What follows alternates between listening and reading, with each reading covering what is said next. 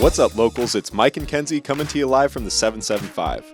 We're going to be restructuring the podcast into a couple different segments for you. The first one's going to be Failing Forward, and that is all about us, a little bit of our trials and tribulations, really what we're working towards each week. And we're treating it like an audio diary so that we can really figure out how to hold ourselves accountable and try and improve. The next one's going to be News, and so that's going to be the local and global happenings and hot takes. Thank you, Maverick, for that. Basically just updating you about what's going on in our world and then the world around us. And then finally, we're going to be going into two different segments. We'll kind of rotate these on and off each week. Essentially, the first one is going to be called Turning You On, and it's all about turning you on to the favorite places, favorite people, favorite things that we find, just the cool little spots that we happen to stumble upon every week. And then the last one is Q&A from you, the listeners. So that's where we get to handle some of your questions, answer them, and talk about the different subjects that you shoot over on our website. That was a great intro.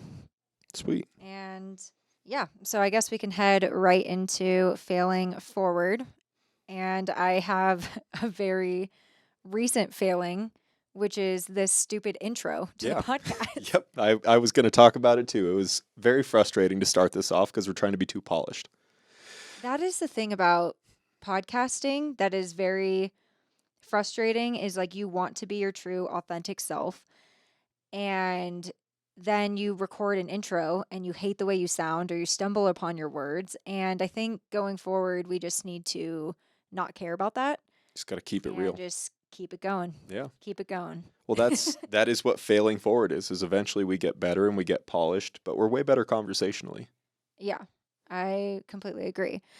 Well, yeah, I think the failing forward too, like I'm excited to just be accountable for that, because a lot of the time I think when you're in conversation with people, it's also about the highlights of like what you're doing well. Mm-hmm. And I think it's really important to recognize your own failures and be able to talk about that with people, because I think we can all relate to failure. Like everybody fails. Yeah, everybody fails. And it's also important to recognize that if you're not failing, how are you, like, you're not improving.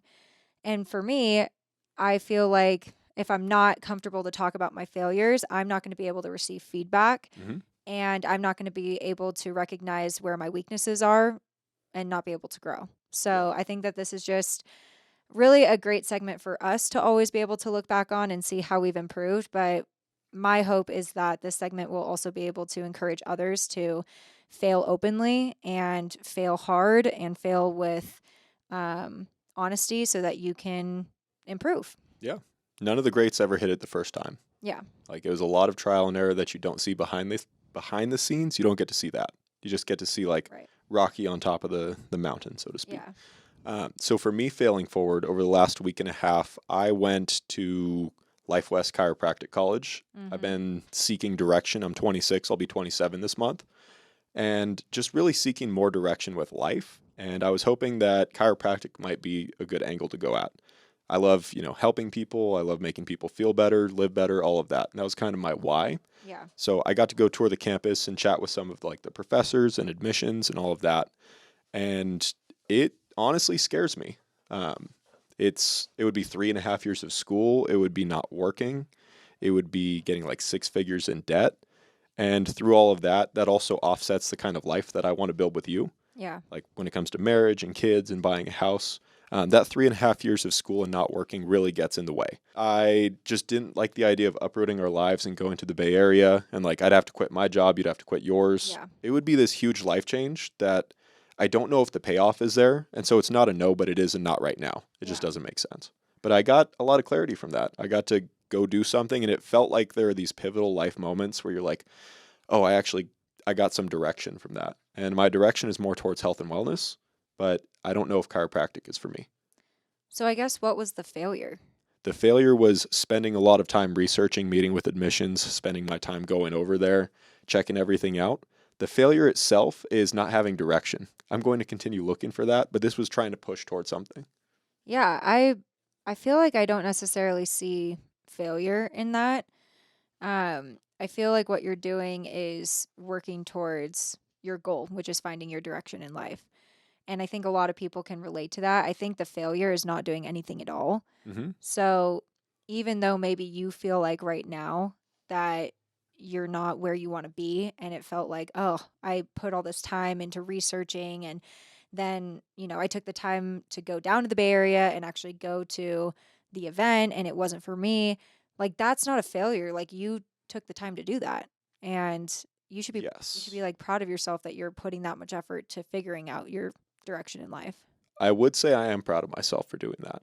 It was weird and it was uncomfortable. I think it kind of pushed me outside of my comfort zone in that sense. Yeah. I think more so the failure that I'm talking about is not having direction at this point in life, and my trial through that is trying to find other spots to go do that. So whether it's going and visiting chiropractic college or interviewing for a completely different like industry, really just trying to find that, and that's not necessarily a failure. It does feel like I'm taking the right steps towards something better, and that's what I'm aspiring to do. Yeah. Well, Tell me about your failure. Make me feel better. yeah. Well, I'm proud of you for doing that. I think the worst thing you can do is not do anything at all. I think that is failing when you're just so paralyzed by maybe so many decisions that you have to make, or paralyzed by not knowing your direction in life and being overwhelmed with that. The worst thing you can do is not do anything at all. There's a great quote about that. Steve Harvey once said that Winston Churchill once said, that if you're going through hell, don't stop, keep going. Yeah. Okay. I'm not going through hell though. Yeah. Unless hell is like this plane of just getting by. Like, Right. this isn't hell. This Yeah, is no. pretty good. No, I feel like we're living a great life. It's always good to come back to gratitude. Totally. But But don't get complacent. Don't get too comfortable. yeah, exactly. I'm talking to you. My failing forward is I get scammed very easily, and I'm calling it scammed because I get so invested so quickly into things that I have a passion for. And when I'm interested in something, like, I can't get rid of it. hmm And sorry, I'm having like trouble actually explaining this because I think I'm still upset that I got scammed into this. But basically, what I got scammed into is this program called Viral Ish. Basically, what they do is they help content creators make viral videos. And I heard the CEO or the founder of this company, her name is Adley. I actually have her Instagram pulled up, Adley Kinsman. You're calling her out by name. I am calling her out by name because she was on a podcast that I was listening to where she said she has created so many viral content videos that she wants to share her knowledge for free, and that literally this program that she's creating is for free. And so I literally followed her on Instagram. I followed the Instagram account for Viralish, and I was hooked. I was waiting for their newsletter to come out. I gave them my email. They said that I think it was like by the end of October is when they were going to come out with their first video of like how to get involved and like how to start, how to get a mentor. And I basically am like giving them, all my information for them to contact me, my phone number, my email. And I finally get the email that says, okay, we're going live. And so I hop into the portal, and the website portal is, there's not a lot of buttons. There's not really like an about page. hmm It's just a video of her talking, but you can't skip through the video. You know those Those are the videos? worst. Those are the worst Yeah. videos. And they keep you hooked where like, you like a YouTube video, you can skip to the end, or maybe you can skip to the middle. You literally can't skip this video at all. And that at that point I was like, oh shit. And you're Like, also the person who just wants the information. Yes. You're like, just give me the answers and I can bail. Right. Literally give me the answers and I'm good. And, she talks about this whole sob story of like this person not being able to pay for rent, or they got laid off for their job, and they're not making enough money. And so this like Viralish company helped them literally make $30,000 in a month. And so obviously me being super interested in like our or not interested, but I'm passionate about our podcast, and like I would love to see it grow. And I'm like, oh my gosh, like they could help me get millions of views on our videos. Like that would be great. And so I'm literally so locked in. And then at the very end of the video, and it was like an 8-minute video, she's like, all right, scroll down to enroll. So I scroll down and it's $1,000 to enroll That's for not the free. rest. Exactly. For the rest of their resources, their mentorship, their like weekly meetings that they have with you, their how-to guides. It's $1,000. So pause for a moment. What was that 8-minute video about? It was her talking about the company and how she helped other people get to where they wanted to be with viral content. Her story of how she got into content creating. Personal testimonial. Personal testimonial, other Okay. people's testimonials, and it's like very emotion It's driven. a sales pitch. Yeah, it's definitely obviously it's a sales pitch, but Mhm. for me, I was just thinking about, I'm like, ugh, like again, like I've done this with many different things before. I literally there is one thing I did get free out of one of the scams, and I got a free book that I haven't read. I forgot about that. Yeah, I saw that come in the mail. I was like, "What book are you I reading?" know I still haven't read it, but yeah, but they did give me a free book out of it. Um, but I was just like thinking, I'm like, why do I get so invested into this type of I'm gonna call it a scam, to be It's completely a get rich honest. quick scheme. It's a get rich quick scheme. And I think it's because I do have this attraction for instant gratification. Hmm. And I think that it's the way that I've grown up, especially around technology. It is a generational thing. I think our generation is very very much quick fix. Like, oh, I can make Yes. $30,000 doing not that much, like not that much. Yeah. Oh, I can not work that hard and make $30,000 in a month. Like, yeah, I want to do that. And I think in my mind, I'm like, how, I want to work smarter, not harder. Hmm. So I'm anyway, right there with you. yeah. So I was just thinking, I'm like, have I lost my own work ethic because I want, Not at all. okay. No, that doesn't take away from your work ethic. I think everybody wants instant gratification. Everybody knows what feels good immediately. Yeah. That's why we like sugar. It's why we like dopamine. We like seeing our screens. It's instant gratification on Right. that. I've also fallen victim to scams like that. One of my least favorite, because all these things that I have gotten roped into, I've learned from, thankfully, but they've been expensive. Mm-hmm. So, like, Forex, you know what that is? Mm-mm. It's foreign currency exchange. And essentially, it's like stock market, but for betting and shorting on other people's currencies. So you can say, like, I think the US dollar is going to go down against the British pound. And if you get it right, cool, you win money. And it's not winning money, but it's like a stock market. One goes up, you make money, or it goes down, you lose money. Yeah. And I paid somebody $500 to teach me this course and give me like access to all the trading programs. And I really spent like 2 weeks trying to learn it. And it's all fugazi. It's nonsense. It's not legit. And I lost $500. Oh, wait, I Went kind down of in remember that flames. now. Yeah, you remember that? Yeah. I like went and met somebody at a coffee shop, which all these fucking scammers meet at coffee shops. They're like, yeah, let me give you my book. Sit down with me. Let me show you these programs. And so we sat down and he teaches me some stuff. I have access to him all the time. They have like a trading group where everybody's like pinging back and forth. And I also see these people hit me up on Instagram. They're like bot accounts. They're not legit most of the time, but they flex like Ferraris and nice watches and stacks of cash and them traveling all over the world. And they're like, and you can be just like me. Sign up for my Forex currency exchange program. Like Yeah. learn how to trade like I do. So that was frustrating. And then other get rich quick things that I have just missed the boat on. I fell victim to crypto. Like I joined the wrong time for Dogecoin. I put a couple $100. It went up. I went, yay, I bought more. I put like $1,000 in there. It's worth 200 right now. So that was upsetting. Mm-hmm. Yeah, same thing with all my other crypto. It's slowly creeping back up. So I don't want to sell it and really lock in the loss.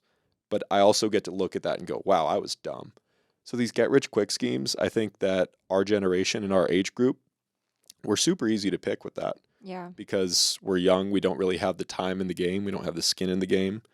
And when you do learn from those kind of processes, you also know what instant gratification can turn out to. Yeah. And it usually results in loss. Mhm. So even if maybe it's good on the front end, the back end, it's not paying off. Yeah.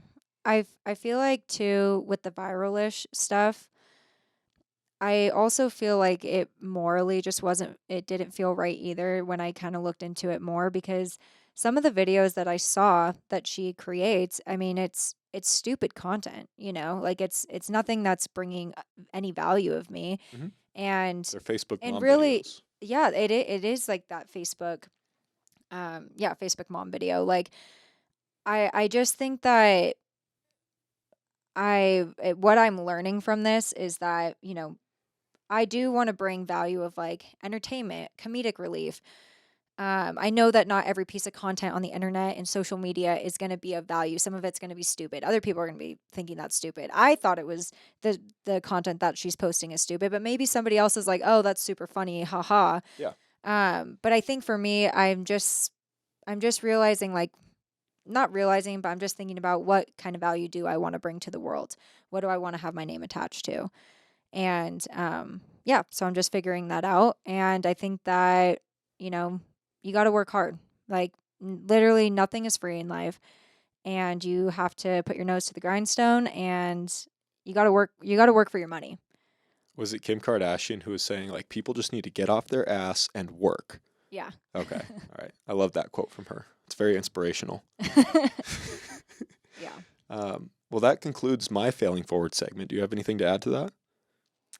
Because you didn't fail with what you just talked about. That sounds like you spent some time, but you didn't fail. Yeah. I think that the fail for me is that mindset. Mhm. And it's a mindset that I want to change, of like the quick fix mindset to make more money. Obviously, I want to work smarter, not harder, but I think I'm figuring out what that means. Yeah. And so yeah, so going forward, I think that those are really great things to learn from. And it's just, you got to keep chugging, Just keep moving just keep moving. forward. Nice. All right, well, I think that wraps up this segment. So let's get into the rest of the topics.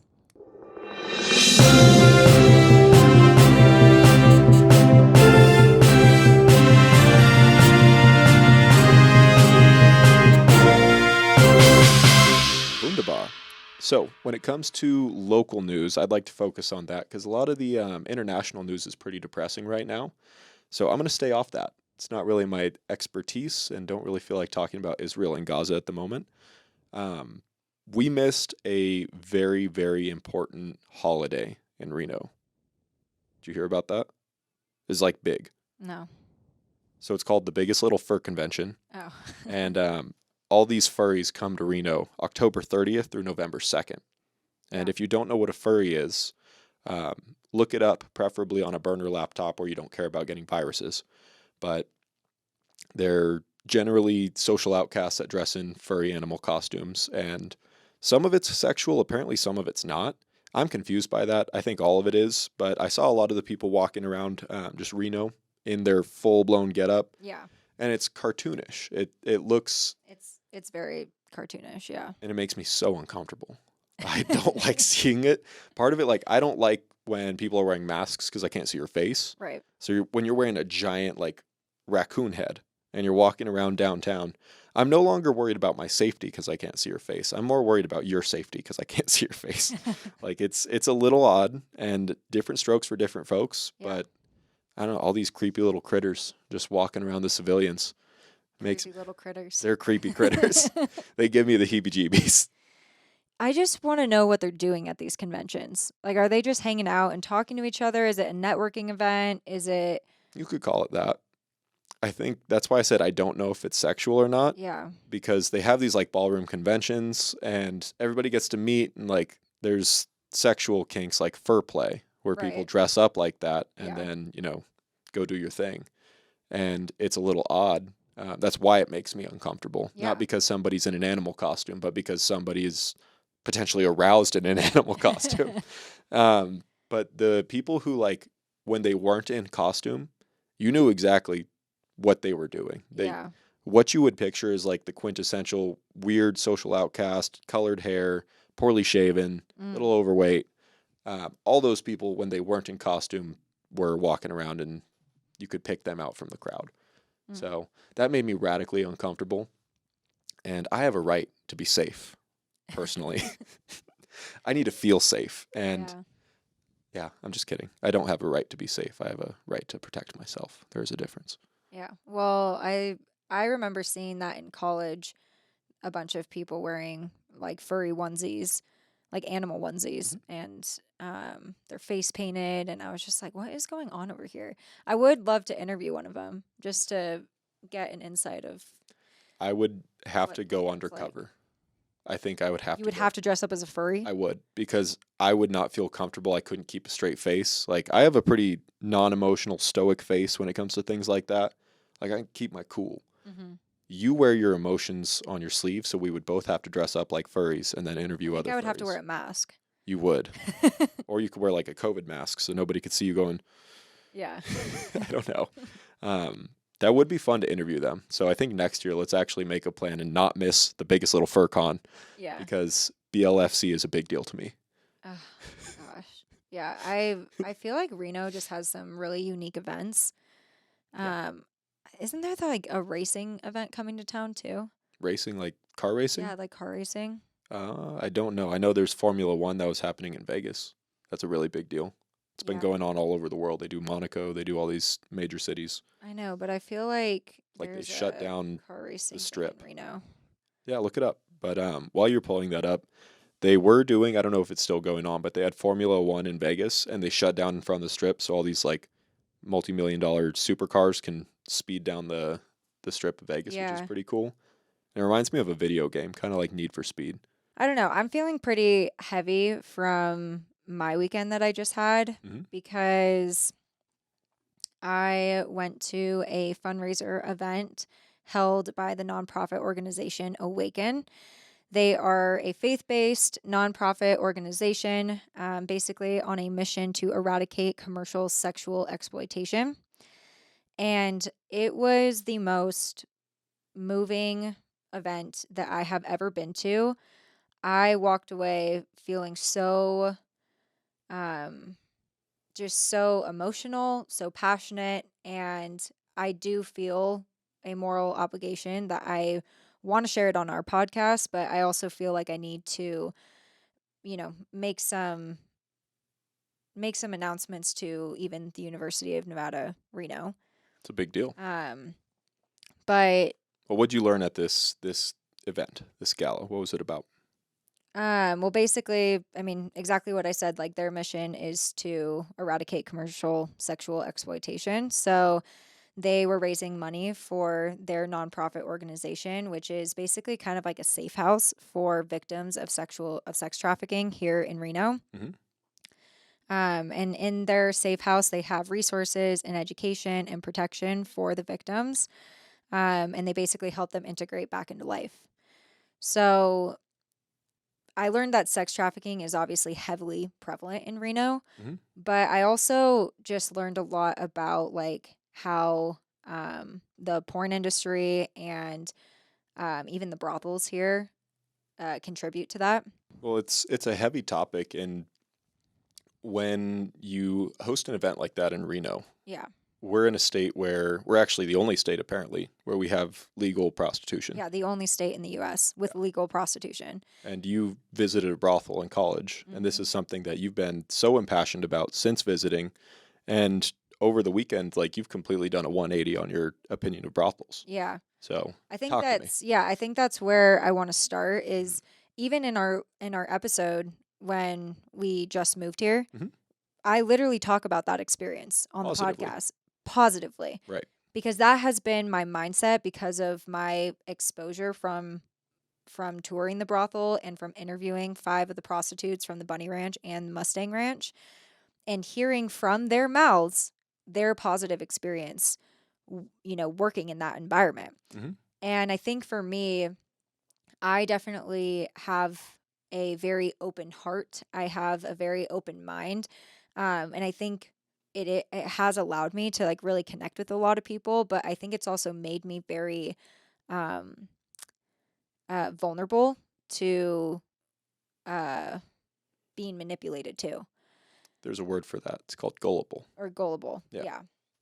Yeah. Um, but with that said, so my experience, I'll kind of reiterate. I took a class at UNR where it was a communications class. It was centered around stigma. Mm-hmm. So basically, we would expose ourselves to different groups of people that had a negative stigma to them. And one of those groups of people, being in Reno, was prostitution and prostitutes. So part of the class, this wasn't the entirety of the class. Like, I also volunteered at Step 2, which is an organization that helps mothers who are, uh, you know, mothers who are recovering from addiction to keep their kids and recover with them in the same place. And then I also volunteered at the homeless shelter. So it was definitely a class that like opened up my mind and did expose me to groups of people that I don't normally interact with. But towards the end of the class, we were on the topic of prostitution. So we got to tour the Mustang Ranch, and we interviewed. We had a panel interview with the 5 prostitutes, again from Bunny Ranch and Mustang Ranch. So first, going to the brothel, the Mustang Ranch brothel, uh, it was extremely protected. You literally, you drive in, you have so many guards with their shotguns and Sounds like uh, prison. yeah. I mean, basically imagine prison, but just more Nevada style. But you do have to like give your ID. You have to, kind of check in. They write all of your contact information down. But literally, there's like 30 of us going with our professor. So it's just car after car after car. We all get in. Hold on for a moment. If any of the prostitutes were looking out the window, they were probably like, cha-ching. Just seeing dollar signs. You see Maybe, that yeah. many cars pull up to the Yeah, brothel. and you There's don't like know 30 that of it's a them. class touring. Yeah, you're just like, let's go. Like, I came on the right day. Yeah. But Uh, alas, no money from you. no, not at all. But yeah, so we all get in. We're greeted by the madam. She basically kind of goes over some rules before we go in. I can't remember like verbatim what exactly happened. I just kind of remember scene by scene. But we're greeted by her. Observing like the actual property itself, there is like the main brothel, the main building or the main house. That's where the bar is. That's where you would meet all the girls. And then you're taken into the courtyard where there's like pools and hot tubs. And then there's like a slew of, you can kind of imagine it like a motel, where the first floor is like all of these different rooms. Like fantasy suites from Yeah, but they're all Bachelor. standard. Like they're all Yeah. standard kind of like fantasy suite first like one level. Okay. And then on the other side of the courtyard is like all these like fancier townhomes, you could say, where those like had themed rooms. Okay. That's what I was picturing when I Yeah. said fantasy suites. Yeah. So anyway, so we walk in like you walk in and it was clean. Which is just not what I was expecting, right? Like you literally hear how like gross it is and needles are everywhere. And so, first things first, like my mind completely I'm like, oh, like that's one debunk. Like, that's happening right in front of me. And stigma's been debunked Yeah, immediately. exactly. So, it was like, super clean when we walked in. Definitely the same, like it would be the same vibe that you would imagine from a brothel, like the velvet chairs and the velvet booths and like the old style, like, Western bar. Very saloony. Yeah, very saloon. So that was, all pretty much what I had expected. But then they take you through like the standard rooms. There's showers in them, the bed, and they say that all of their clients have to get tested beforehand. They say there's never been a client that has walked out with an STD in all of the ranches. And yeah, so then, they say that they have to shower, they have to clean themselves. And then that's where they have a conversation and they're intimately talking and exploring, like, okay, well, what do you like and what are you into? And what's, making sure that they're on the same page. Kind of setting the ground rules of Yeah. what you're going into with that encounter. Right, right. And so they're making it seem like it's very conversational. It's like, it's safe. You get to choose your client. Like, it's, everyone's on the same page. It's all in good fun. Like, you're having fun. Like, And when you say choose your client, you're talking about the like the sex women buyer. The purchaser of services is the client. is the right? client, Okay, yes. yeah. But that the girls also have to say yes to that. It has to be a match. So this is okay. So I'm telling you this because that's what I'm being educated on. That's what they're telling me from the horse's mouth. So It's not anyway, we plural, go through, just the whole horse. brothel. I'll kind of like skip everything because I don't need to explain every single detail of it. But they had panic buttons for safety, which is also it's like, well, why is it getting to the point where they would have to have a panic button, right? Like Well, that's a necessary safety it is a aspect. necessary safety That for sure. I mean, I understand like yeah, you don't want to have to use a panic button Yeah. ever, but for the I think just the climate of what you're doing work-wise, that makes sense to have a Yeah. panic button. Yeah. And they said once you hit the panic button, a guard is there within seconds. Mhm. Like they have them literally scoured everywhere.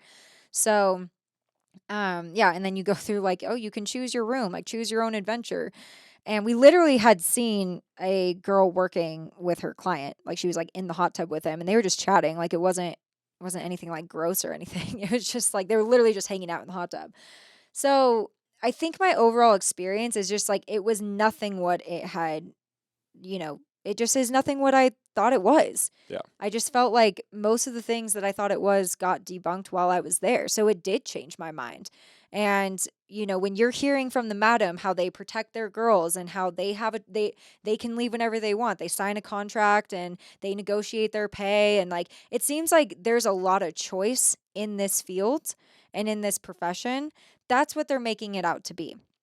And then when we were interviewing the girls, um, the number one the number one prostitute in Nevada, And by number one, you mean highest earning? yeah, Okay. highest earning prostitute in Nevada. She was one of the girls. She's from the Bunny Ranch.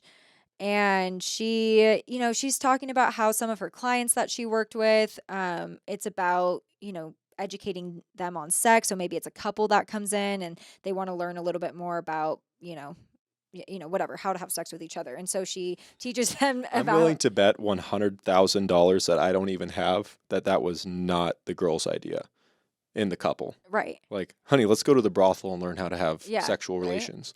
Absolutely Yeah. not. So she said that her Okay. only job in that was to literally teach them how to be intimate with each other, which is total bullshit. It probably was a threesome. And then, second, she said that she had another client that literally had never had a girlfriend before. He didn't really know how to talk to girls. And like, this was his chance to really understand how to be with a girl, and how to be intimate. And so, whatever, same song and dance from all the other girls too. Like literally the same story is what they gave. Almost like a scripted version of Yes. like, here's the beautiful benefits of having a Right. brothel in your community. Yeah, exactly. So sign up today. Right. Yeah. But at the time, I didn't know that it was a freaking sales pitch. Like at the time, I was so convinced that I was like, "Oh my gosh, this is nothing how it seemed." And I was like, "The class is working. Like my mind has been changed. Like I'm going to tell everyone about how prostitution is really not that bad." Like when I am, passionate about something, I do speak very positively and emotionally Mhm. towards it, and I do tell people about it. So I feel a little bit, I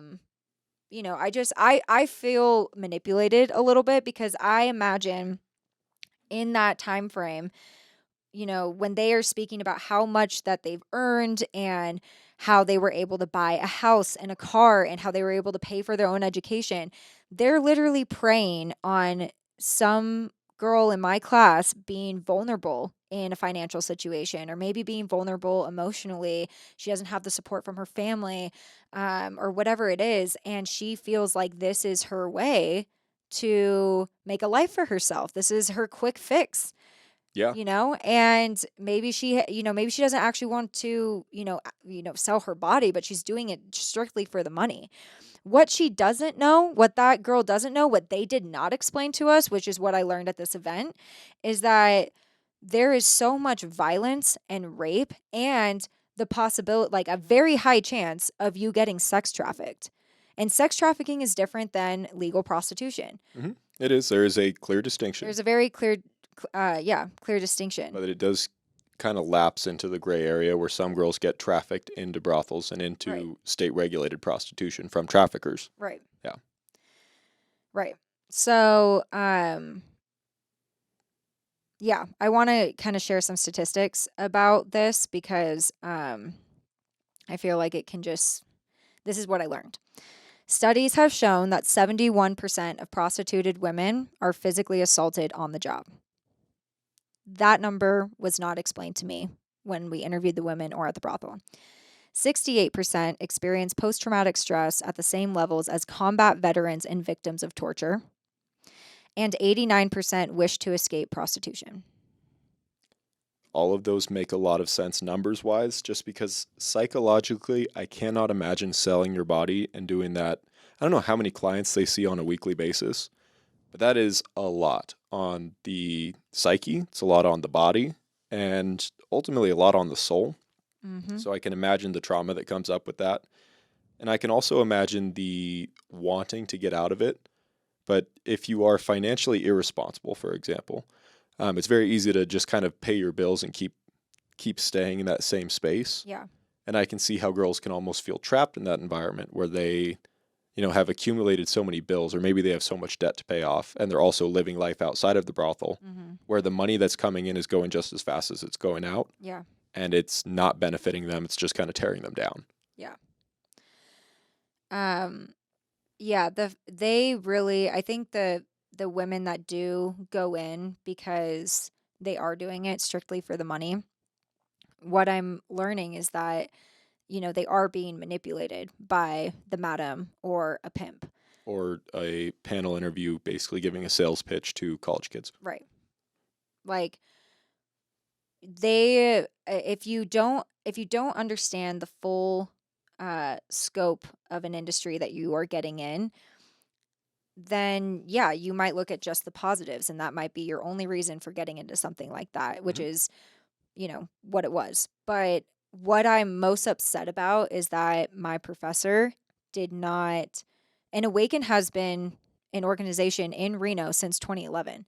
They've Like been around. they have been around. They were here when I had that class. And so I feel like it is the professor's responsibility to paint the entire picture if you're going to get into an industry like that, because I'm telling you that marketing for real estate, those numbers that I just stated are significantly lower. Wait, what you're telling me is that prostitutes are more in danger of workplace violence than somebody in marketing? Right. I would never have guessed. But that's what I'm just trying to say, like, this is such an intense and extreme industry to be in, and there's a lot of terrible things that can happen to you. And so for my professor to have exposed this side of prostitution and painted, and it's not necessarily what she's painting, but she's providing other people to paint this picture of this industry Without counterbalancing it. without the counterbalance and without creating the whole picture. So I would have loved if that is what we were, what we did of touring the brothel and interviewing 5 prostitutes. I would have loved for a victim of sex trafficking to come and share their story, and like what I heard this past weekend. Because I feel like women that don't know the full picture, that there is rape and that there is violence, and it's just like I just feel like like I would want to know that. I would have with how I felt after that class. You were fired up. I was fired up, but I have grown up in a very positive support system with my own family.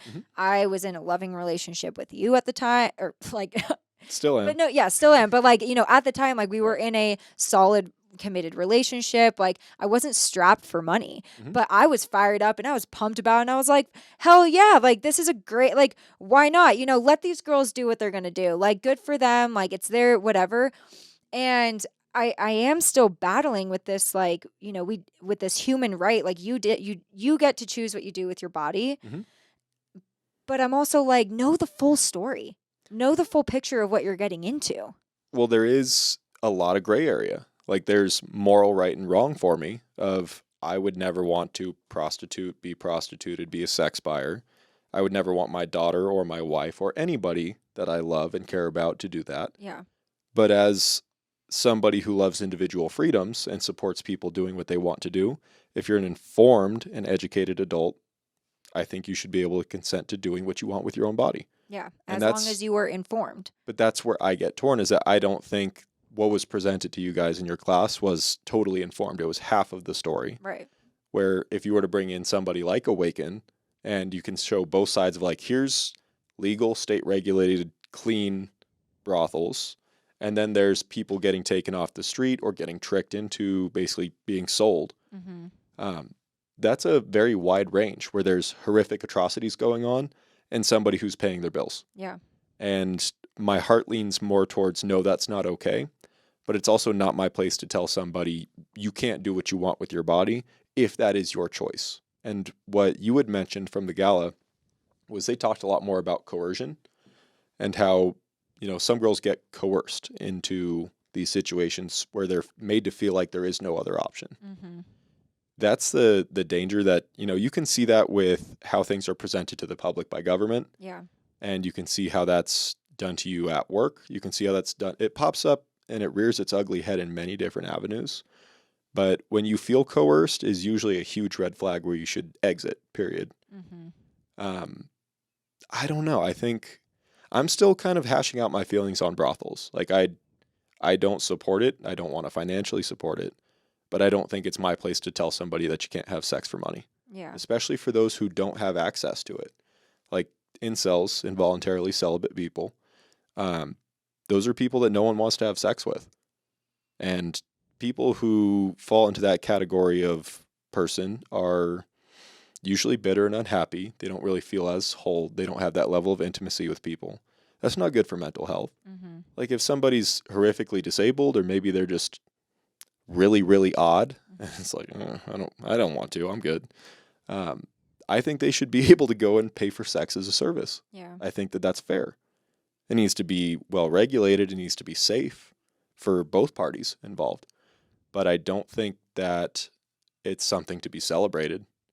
I don't necessarily think that it's something to be, I still think it should be looked down upon and stigmatized a little bit, honestly.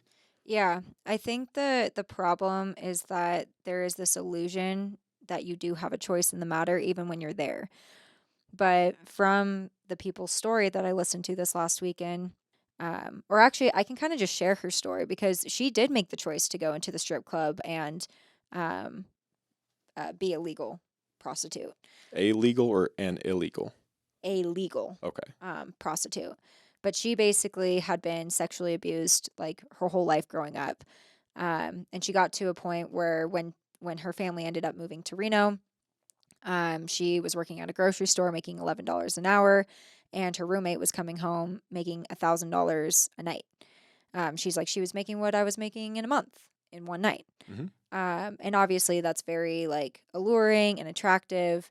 And so she was like, you know what? If I'm getting sexually abused with my body, I might as well get paid for it. So she started stripping, and in the club, she said that there was illegal prostitution going on in the background. Oh wait, so then maybe she was doing it illegally. Unless you went to a brothel, and you're not legally allowed to have sex at a strip club.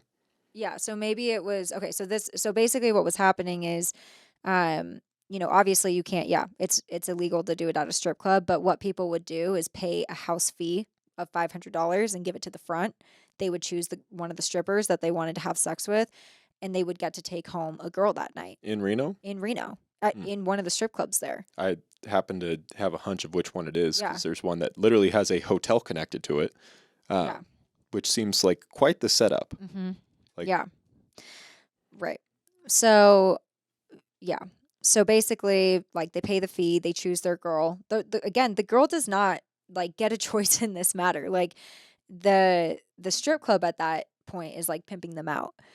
And they obviously get like that's dark. Yeah, it's super dark. And so anyway, so she said that there would be nights that, girls would leave and one of three things would happen. They would either be found in a dumpster, not come back at all, and the best case scenario is that they come back with black and blue eyes. And so, it's again, it's not a very safe industry to be in. It's not. Um, and so anyway, I mean, I am not an expert in this field, and I am obviously speaking very emotionally on this matter, but I just felt this obligation, this moral obligation that I do need to share. Like, my perspective on this has completely changed, and I do not believe that prostitution is a positive profession to be in, at all. Um, and I think that we need to bring more awareness to sex trafficking and stop it Well, in Reno. it's important that you also say that you've changed your mind, because I think in our previous episodes talking about this, we still had like a positive aptitude towards it. Yeah, we're like But the wild, wild west. Like, woo! yeah, fuck yeah, like, finger pointing guns. Like, that's just, I don't know. There's something about the wild, wild, wild west culture that has also, I think, um, brainwashed generations of people who have lived in Nevada.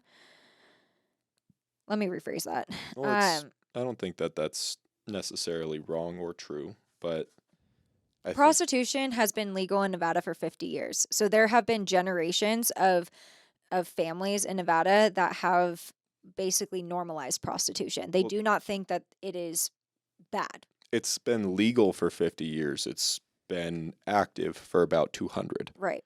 So ever since people came out and started mining silver and gold and going out west, that was a thing. That was part of a saloon experience. Was like you had basically a brothel as a hotel. You could get drinks and you could get women. Mm-hmm. And that was kind of hung around, and it was seedy and it was kind of creepy and off to the side of the roads a lot of the time. And I think you said 50 years it's been legal. 50 years it's been legal in Nevada. Okay. So they legalized it so that the state could get tax money off of it, basically. That's what I'm understanding. But it seems like it was kind of a hush hush. You know it's happening, but turn the other cheek, or a blind eye, I should say. But they're turning cheeks. Um, but I don't know. I think it's good and it's okay to change your mind on something, especially something that has really negative shit going on behind it. Yeah. Like that is important for people to know about.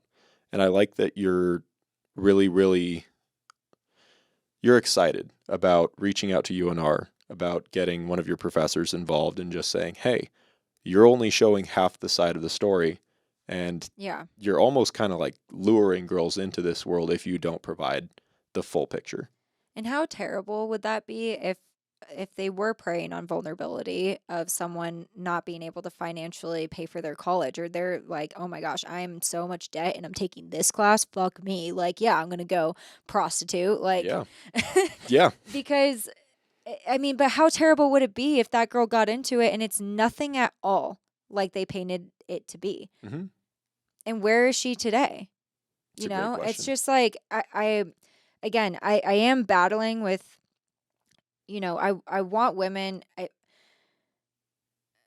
I'm kind of like processing my own thoughts like as we're talking about it, and Mhm. I think I will continue to be processing my own thoughts about it, but I feel like this third wave of feminism has also contributed to how we view prostitution It and porn 100%, stars and 100% all of has. that. And I've just been kind of like, I've been doing my own research on it, and I've been really trying to figure out like, how do I feel about this? Because I do believe that women should take control of their own sexuality, and they should feel beautiful, and they should appreciate their body. Um, and, like, they should take that control back. I don't think that it's right that men have objectified women Mhm. for most of our existence. You're right. And Yeah, I can see that. yeah. So I feel like this, this movement right now of us, especially with like OnlyFans and like how we even post pictures on Instagram. Well, you say Um, we, but you don't really do that. That's I part mean, of I like have posted like, risque, like risque, like in a swimsuit before with my stomach showing, and like okay, not hypersexualized like but what you not see. I'm Yeah. I'm not really one to do that's just not my style. But I don't want I've come from a place where I'm like, I don't want to be super judgmental of people who are doing that because they're proud of their body. Mm-hmm. They want to show it off. And I'm like, yeah, like you've worked hard for your body. Like Your body, your your choice. body, your choice. Exactly. But I think that that mindset is like that is okay to have, but I think it's when you start objectifying yourself, which is the opposite of what we want to be doing. It's when we start to put ourselves we start to like dehumanize ourselves a little bit. Well, feminism has great qualities. The first and second waves made a lot of sense. It took, I don't know how many years, but basically women wanted a voice and a right to vote, push the ball forward. Awesome. Women wanted to enter the workplace. You start to see some untangling of family values, but women working is a good thing, in my opinion. I think specifically being able to provide as like a family is ideal, and especially if you want to start planning a family if both parties are working, awesome. Makes it a lot easier to do that faster. But third wave feminism has been predominantly centered around gender and sexual liberation. Mm-hmm. And there's so much that you hear, and it's kind of nonsense issues. And the reason I say it's nonsense issues is because many of them don't actually apply to most people. They're individual case by case basis. And what I see is, the right to abortion. You see OnlyFans. You see hypersexualization of children. You see them talking about sex and gender younger and younger and younger in schools. And that's where it ceases to be about, feminism at its core is about supporting and empowering women, right? Mm-hmm. And with that also comes kind of creating the safety for women. Yeah. That seems to be taken away when you allow men into female spaces. That seems to be hindered when you start objectifying women with things like OnlyFans. Mm-hmm. And it normalizes sex work. It normalizes like, for $100 you can see my feet, but for $200, guess what else you can see? And that gets weird. Yeah. I'm part of what attracted me to you, honestly, was when I was stalking your Instagram because I thought you were hot. I noticed that you don't post provocative photos like that. Yeah, you might have the occasional like, here's me in a bathing suit, but it's not like overly sexualized. And I recognize that in our age group, that's a very common thing for people to do. Mm-hmm. And I was like, you're different because you respect yourself in a way that you don't want to put that out there. And I appreciate that. Yeah. It's not necessarily something where I judge others for doing it. I don't really think lesser of people for doing it. Yeah. But it's just something that was more attractive to me because I know that like when somebody else puts a lot of their body out there, everybody's seeing that. Yeah. It's no longer special. It's not that intimate. Like we share this. It's no longer that. It's I'm sharing this with like 3,000 followers Right. and you also get to see it. Mm-hmm. I'm not into that. Yeah. So that was me on my soapbox for a moment. Sorry.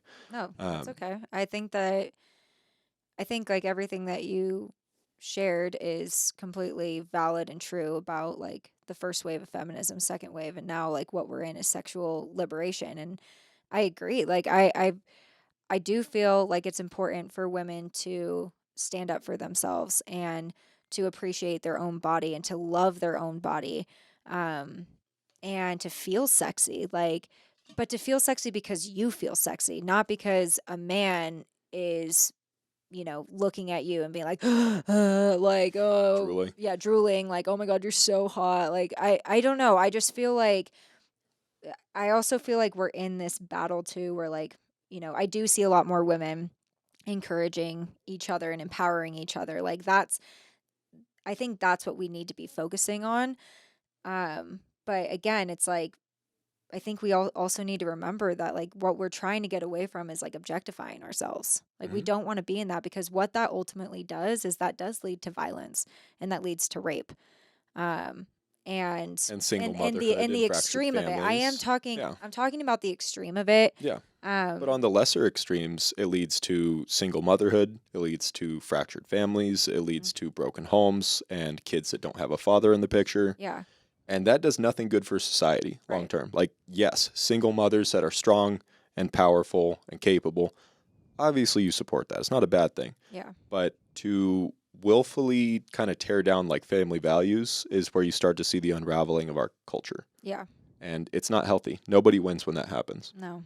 So I understand where it's like that sexual empowerment. I can do this. I am strong. That is all great and important and valid. But people should also look at, how does this benefit the family dynamic? And if you don't want to have a family dynamic, that's your prerogative. That's totally fine. Yeah. It just shows that people tend to live happier, healthier lives when they do have all of that. Right. So, I don't know. I don't like what I see. I don't like what I see in our age group. I don't like what I see in the age group above us. And I have low hopes for the age group below us with that. It doesn't look good at the moment.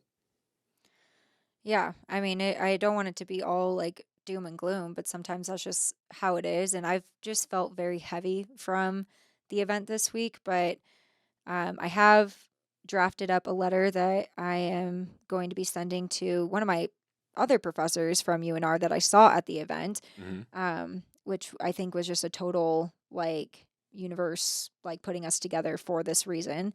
But I'm drafting up a letter to him to just let him know what my experience was at UNR and to ask if he knows if this is happening or if he can find out if this is happening. I've definitely thought about reaching out because I looked up on the website on the faculty page for the communication studies department, and the teacher that did, or the professor that was there that was teaching that class, is still there. Um, and she was a great teacher. Like, I don't want to take anything away from her as a professor. I just am very curious on like why that class was held the way that it was the first of its kind. Like, my class was the first class to take that specific class. So I know I know it didn't happen before me, but I don't know if it happened after me. And also, It's a good I question. do want to point out that I think the whole reason that we were even able to tour the brothel and like even talk to the prostitutes is because my TA that was in that class, we found out was a prostitute at the Bunny Ranch. And I don't know if I mentioned that in the last episode, but she was in her master's, and this was, I think, part of her dissertation, I'm pretty sure, because she was in the class teaching it with my professor. Damn. And she was literally, the reason we found out is because somebody in class, which is a point that I want to make, a classmate of mine looked up the Bunny Ranch, looked up the girls, and found RTA. So if one person was interested in seeing what the menu was there, imagine all the other people that maybe didn't say something that also looked it up. So I just want to put that out there. But I think going forward, if you are looking to donate this season, I would highly recommend donating to Awaken. I am going to be putting the link in this podcast episode, so you can find it if you're listening on Spotify or iTunes. You can just find it in the episode details. And I'm also going to be putting a link on our Your Favorite Locals Instagram account. So you can find it all there. But again, they are a faith-based nonprofit organization. Their mission is to eradicate commercial sexual exploitation. They have a focus on providing housing and education and holistic restoration services. And it's basically to help women reclaim their lives and build brighter futures. So, Hell yeah. I love it. yeah, I think we can wrap this one up. I will definitely update our listeners on how it goes with me reaching out to UNR. So, TBD. TBD. Awesome.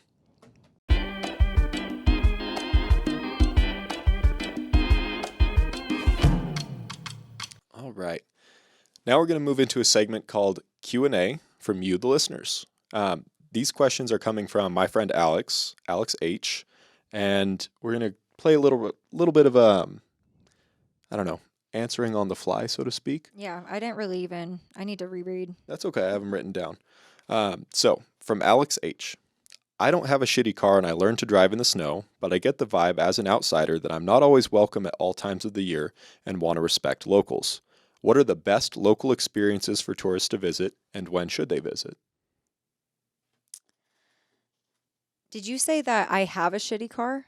I don't have a shitty Okay, car, yeah, 'cause and he mine- learned to okay. drive in the snow, Okay. but he gets the vibe that he's not always welcome at all times of the year Yeah. and wants to be respectful to locals. So it's a two-part question.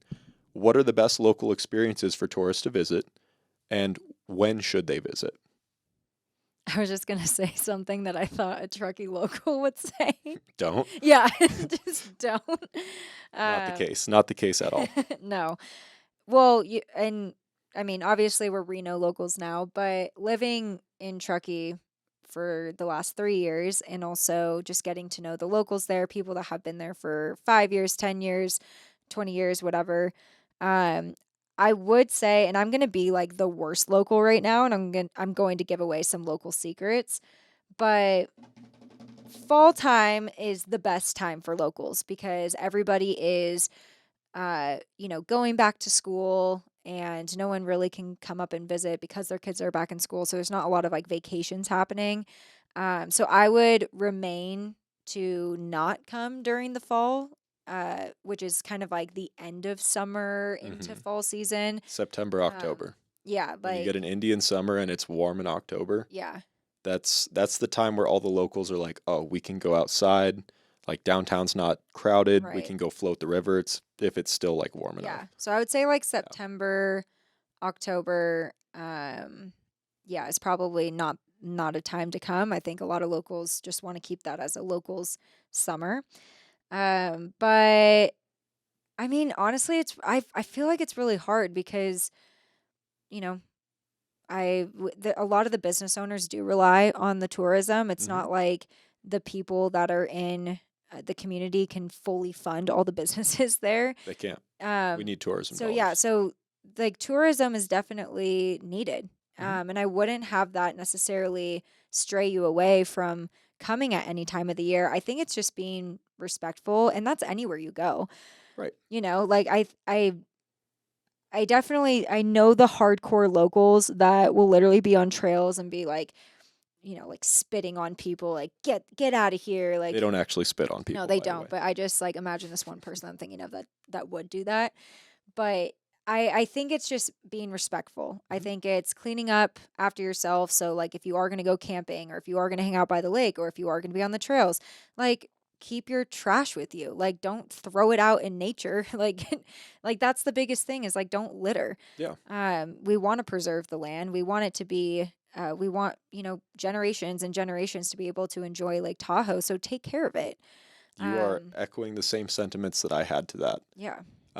When it comes to Tahoe, it is awesome all year round. During, I don't know, winter and spring, you get the best skiing around here. I love squaw and alpine. If you're actually good at shredding, if you're not, go to North Star and hang out with the family. They have really good hot cocoa. But if you are going to come up during the winter or the spring and it is dumping snow, please slow down. Don't be the reason that I-80 gets shut down because we kind of rely on that for supplies to get into not just Reno, but also Truckee and Tahoe and the entire area.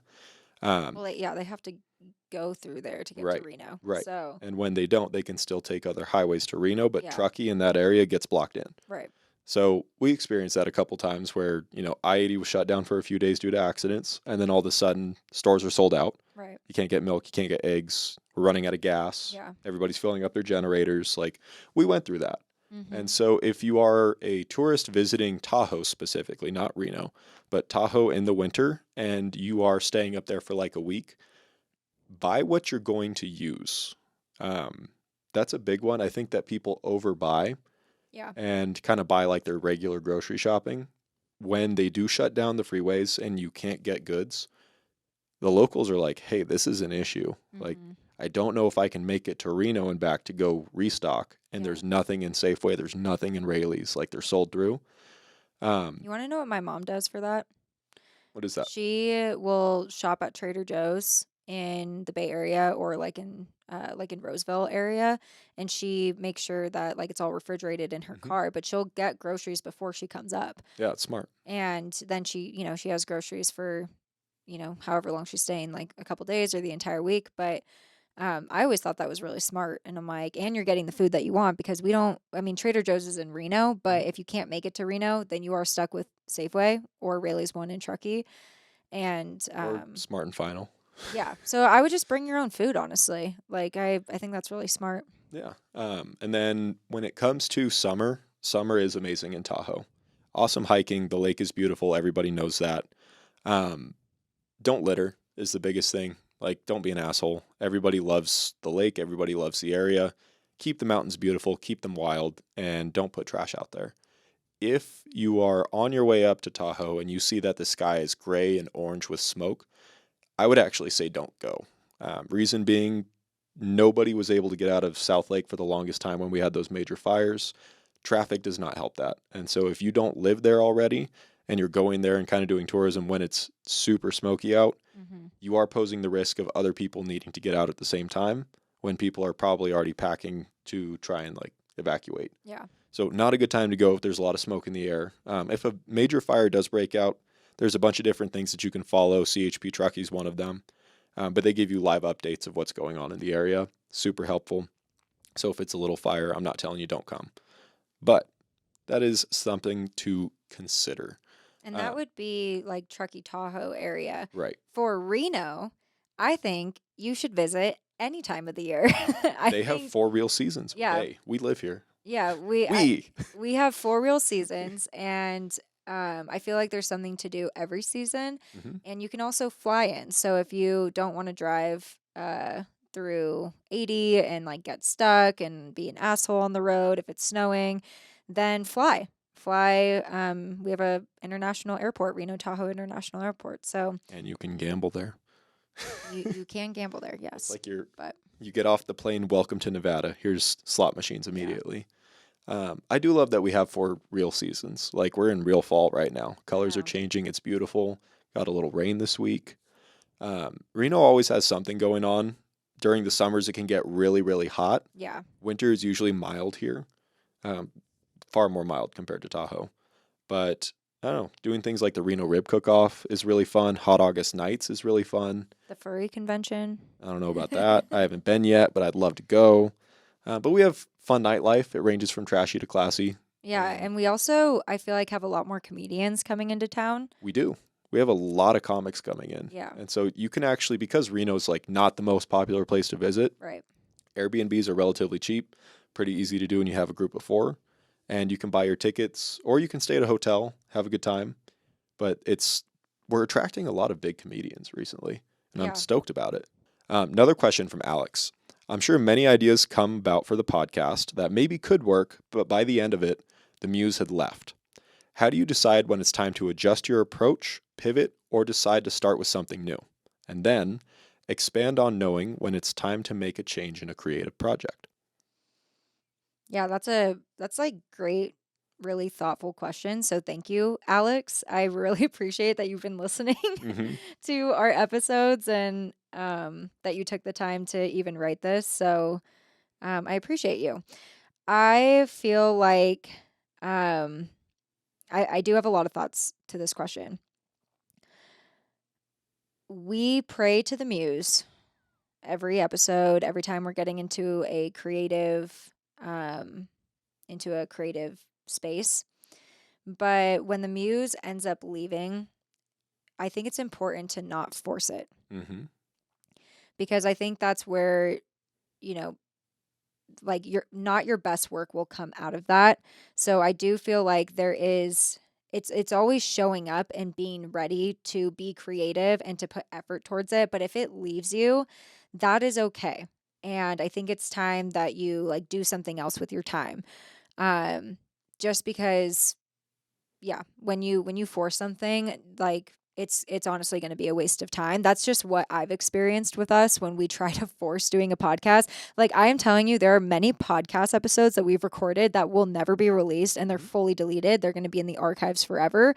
Well, I guess that means they're not fully deleted. But anyway, no, they're gone. They are gone. And it's because we tried to force something when we weren't with it. We were either too tired or we weren't prepared enough. And I think that's where, like, with the muse, like you show up as your best self for your creative project. So come prepared, come fully caffeinated and hydrated and well fed.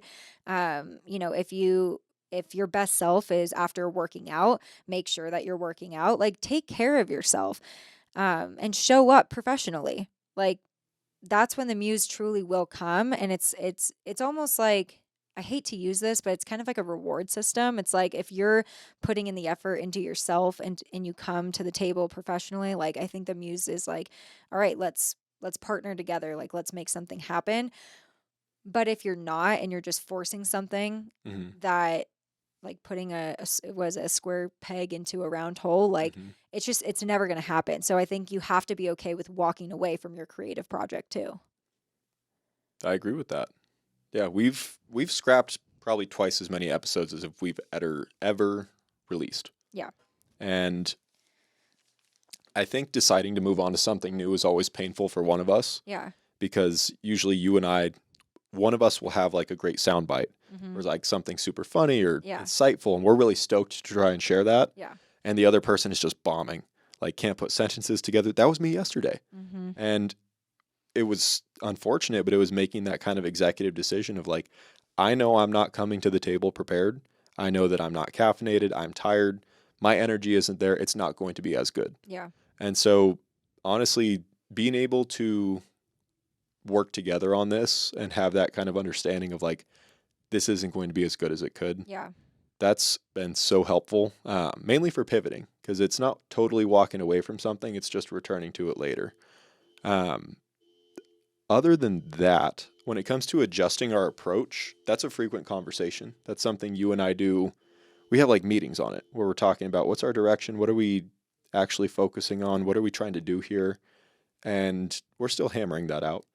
Yeah, and I think that's okay. I think as long as you keep working towards your goals every day and you keep showing up every day, like you will get closer and closer to that routine and that rhythm, and like again, like the reward of the muse. Yeah. I think people who don't regularly take place in the creative process are a lot like people who call you only needing something and not even asking, how are you? What's going on? How can I help you? And when you do that to the muse, I don't think you'll be rewarded with creative genius or creative ideas. You do have to put in the work. It's like going to the gym. Even when you have a bad workout, you keep showing up, you keep doing it, and you're not going to see results tomorrow, maybe not in a week, but over the course of a year, all of a sudden you're like, oh, my muscles got bigger. I'm a little less fat. Like life is good. Yeah. And that's creativity too, is you're showing up to a mind gym and you're putting in the reps and you're doing it. And sometimes it sucks. Sometimes it's not good. But when you do put in the work, I do feel like the muse is very similar to the muscles that you're building creatively. Yeah. So when it comes to deciding to start something new and abandon a project altogether, there's been, I think, only one conversation that you and I had where it's like, this just isn't really worth talking about. Both of us listen to it as consumers and we're like, this has no benefit. Like I got nothing from this. Did you get anything? And we kind of came to the terms of like, wow, we just wasted 45 minutes of conversation over nothing. And that's okay. Yeah. We do that every single day. Yeah. Like we're not recording it. Like just happen to be recording and putting effort towards it in that moment. Right. So abandoning those projects, you have to be okay with because you know it's not going to be your best work. And sometimes your best work is still shitty. Yeah. I'm still working on that. Yeah. I think that as long as you're trying and you're not giving up on it, and I think it comes with like your self-awareness and your intention and what your whole goal for it is. And I think for me, especially like with this podcast, like I truly love the art of podcasting. I want to be a better conversationalist. And so I feel like this will keep me accountable for how I speak, how I want to come across, and also coming better prepared to the conversation with, I guess, with like valid points. Like I want to be able to bring data points and like be able to talk about that and like back up like what I believe. And I think for so long I have struggled with that because I think I've been such an open-minded person, but I haven't really dove into like, well, what does Kenzie believe? And why do I believe it? And so that's why like I'm really excited to like keep pursuing this, because I think just personally for me, it will just develop a lot of growth in that regard. It's beautiful. I love that. And I think that we're both trying to sharpen up our conversation skills. Yeah. We're both trying to be better speakers. We're both trying to be more opinionated. And I love to talk about certain subjects and learn about them, but I have very wishy-washy opinions. Mm-hmm. There's only a handful of things in this life that I'm like dead set on. This is in stone. Yeah, And a lot of it is morality based. Like, besides that, it's kind of hard to switch some of those things. totally. So I love hearing new perspectives. I love learning that. I want to use this as a vehicle to learn new perspectives and hopefully introduce you guys to some really cool people too. Yeah. I think that's like that's also the cool part of a podcast is like you get to hear perspectives that are outside of your bubble and your Mhm. norm and maybe your echo chamber, as we've like to call it. Because you and I, we talk all the time to each other. Yeah. And I think sometimes we can get into our own echo chamber where we just start to be like, yeah, like I agree with you and I believe the same thing that you do. You are so right. Yeah, and you are so right now. But I feel like that can be really damaging to personal growth and like just expanding your knowledge and mindset. Like especially when you're just surrounding yourself with the same people. So that's why I love listening to podcasts, especially from people from the East Coast when they have a completely different mindset on things and culture and way they go about life. And it's just really fun. So that's what my hope is for this is that it will just bring new perspective to people. And going back to Alex's question, I think it's when you're thinking about starting something new, you know, maybe also find like a mentorship or maybe find someone in the same field like us. Like find collaboration with other people and maybe it's salvageable. Maybe you don't think right now it's salvageable, but maybe it's because you're in your own echo chamber and you need to have fresh new eyes and new perspectives on what you're doing with the creative project. 100%. And because as much as we agree with each other, specifically in a creative realm, you and I disagree a lot. Mm-hmm. And that's a great thing because instead of it being this echo chamber, I feel like our best ideas are built off of you and I working together. So Sometimes, I kind of just like that's like not agreeing with what I just said. well, I'm confused. What do you mean? Clearly, there's a misunderstanding here. Are you disagreeing with me right now? Well, no, because I was just saying I feel like we're in an echo chamber. Like we agree a lot. No, I'm saying You're we saying do we agree. disagree a lot. No, I'm saying we do agree a lot generally. Yeah. We talk all the time. We are generally agreeable with one another. Mm-hmm. Like very rarely do we fight. Very rarely are we arguing. Yeah. But in the creative process, specifically with this podcast and like how to produce it, what to say, some of the wording, some of the ideas or topics, we butt heads. Yeah. I And would say that's true. that is, I think, so important because independently, our ideas in a vacuum would never grow and evolve into what this is. Right. And this is kind of a really cool blending of what we come together with where we disagree. Hey, that's actually a really good idea. But what if we did this? Yeah. And we start to tweak it and all of a sudden we have what we have now. Collaboration. Collaboration. But that's what I like is that some of these great ideas can't be formed in a vacuum. Yeah. They have to be pressure tested. They have to be shit on sometimes and poked at and prodded. And obviously this is not a perfect like scenario just yet. This is not a perfect piece. It's also just recorded live conversation. I don't think it will ever be perfect. Yeah. But it is really fun to work on something together and make it ours and have fun with it because it's creative and it feels good. Totally. Well, I think that is a great way to end the conversation. So, thank you all for listening, and we will see you next time. Adios.